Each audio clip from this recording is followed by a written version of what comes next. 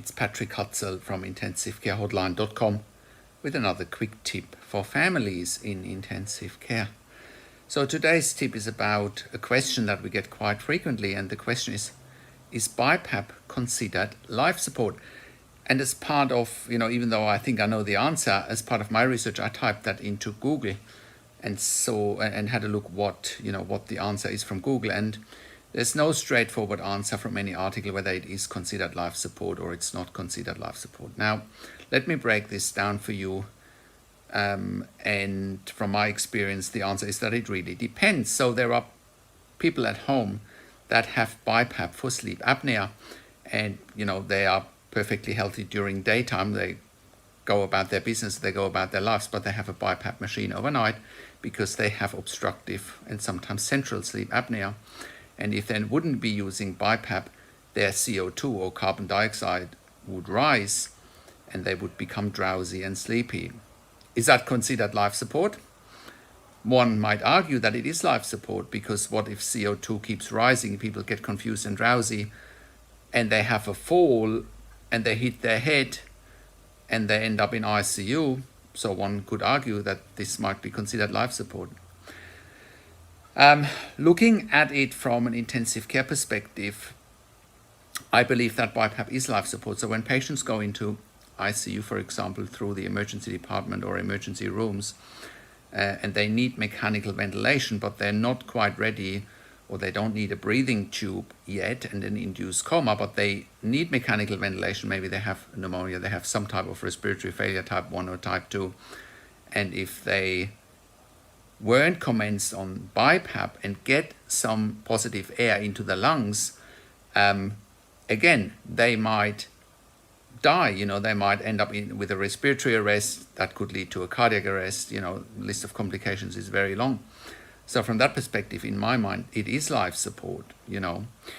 If then BiPAP, God forbid, is not sufficient, BiPAP with a mask, and the patient needs intubation, and in an induced coma and goes on mechanical ventilation with a breathing tube, again, that is life support as well. But I guess BiPAP really initially, even with a face mask, also known as non-invasive ventilation, is a form of life support.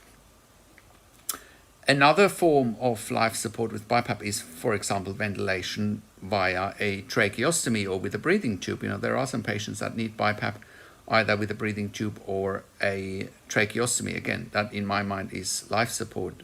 If they weren't having the BiPAP, again, they could be medically impaired and their condition could deteriorate, making things go from bad to worse.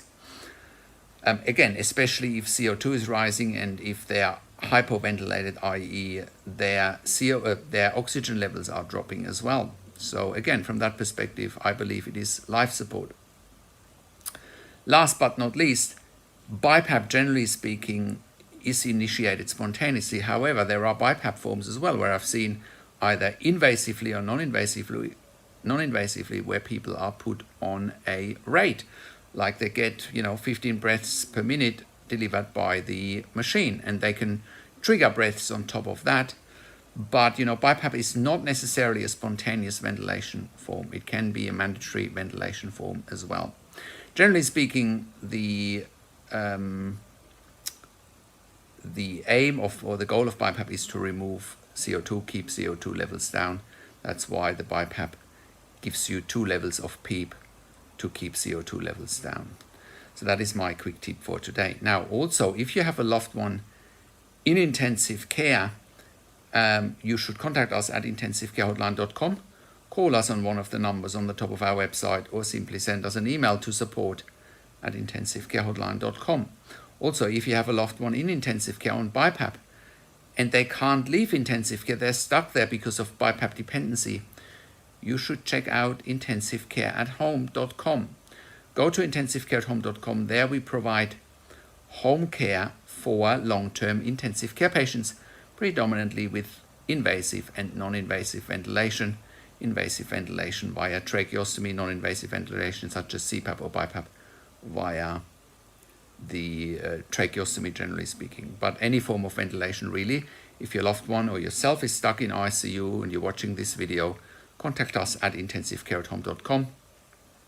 We are predominantly serving all areas in Australia at the moment, but even if you are overseas in the UK, US, you should contact us as well. We have potentially some contacts and also some tips and tricks for you, how we can hopefully minimize your stay in ICU. Now also have a look at our membership at intensivecaresupport.org. There we have a membership for families in intensive care, and you have access to me and my team 24 hours a day in a membership area and via email, and we answer all questions intensive care and intensive care at home related. Also, if you need a medical record review, please contact us as well. We review medical records for families or for patients in ICU, and we review them in real time, or we also review them after intensive care if you suspect medical negligence. But it is so much better if we can review them in real time and give you a second opinion and help you to ask all the right questions, or we can even ask the questions on your behalf. Now, like the video, subscribe to my YouTube channel for regular updates for families in intensive care and intensive care at home. Click the like button, share the video with your friends and families, and click the subscribe button and comment below what you want to see next or what questions and insights you have from this video. Thanks for watching. This is Patrick Hutzel from Intensive Care Hotline and intensivecareathome.com, and I'll talk to you in a few days. Take care.